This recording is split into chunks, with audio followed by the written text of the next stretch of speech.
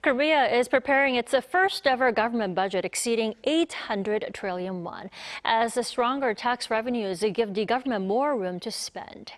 The government and the ruling Democratic Party have agreed to focus that additional fiscal capacity on AI and advanced industries, young people, and regional development.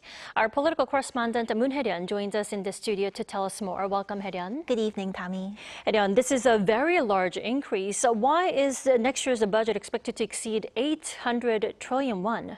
So the government is preparing a 2027 budget that's at least 10% higher than this year's 729.9 trillion won.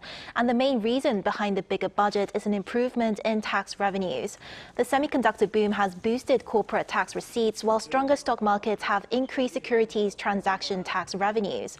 The government had previously estimated next year's national tax revenue at just above 400 trillion won, but the planning authorities now expect it to be more than 100 trillion won higher, with figures above 600 trillion won even being discussed. The government says it does not want to simply spend that extra revenue. Instead, it plans to use the stronger fiscal position for longer-term investment. President Lee Jae-myung made that point at a cabinet meeting on Tuesday, calling for a shift towards what he described as productive fiscal policy.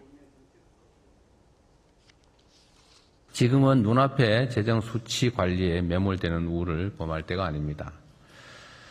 소중한 미래 재원을 보다 효율적이고 또 생산적인 분야에 투입해서 지금의 10,000원을 내일은 10만 원, 또 그 후에는 100만 원으로 키우는 그런 지혜가 필요합니다. Then, Hye-ryeon, let me ask you the ultimate question. Where is the government exactly pulling all that money, 800 trillion won? So the government and the main ruling Democratic Party outlined 5 key priority areas at their budget consultation meeting at the National Assembly on Tuesday. The first is AI and 3 major strategic projects, including a new special semiconductor account and expanded support for advanced AI development.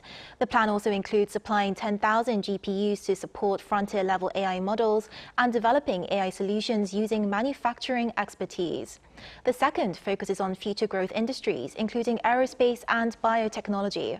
Funding for research towards a 2030 lunar landing will be expanded, while support for autonomous vehicles and electric vehicles will also increase. The third is support for young people at different stages of their lives. One proposal would allow university students to receive academic credit for completing a semester-long internship before graduation. The government also plans to expand child support into a broader child basic allowance. The fourth targets regional and income inequality. The plan includes special subsidies for major companies relocating outside the Seoul metropolitan area, as well as funding for regional growth centers.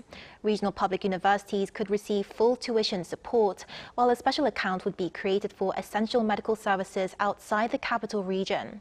The fifth priority is public safety, including higher pay for junior military officers and support for strategic security and supply chain measures.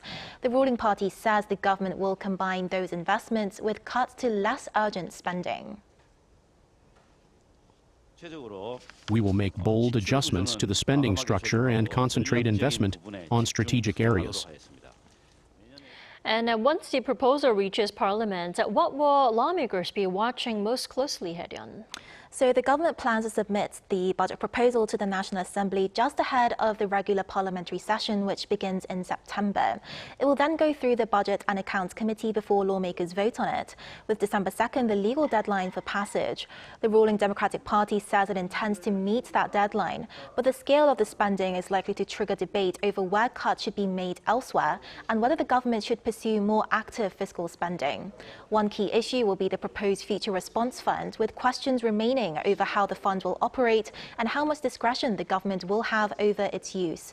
Planning and Budget Minister Park Hong-gun rejected suggestions that it could become a kind of government discretionary fund, saying the National Assembly's constitutional and legal authority to review the budget would be respected. So the coming parliamentary budget review will test not only the size of the budget, but also how lawmakers balance immediate spending needs with longer-term investment.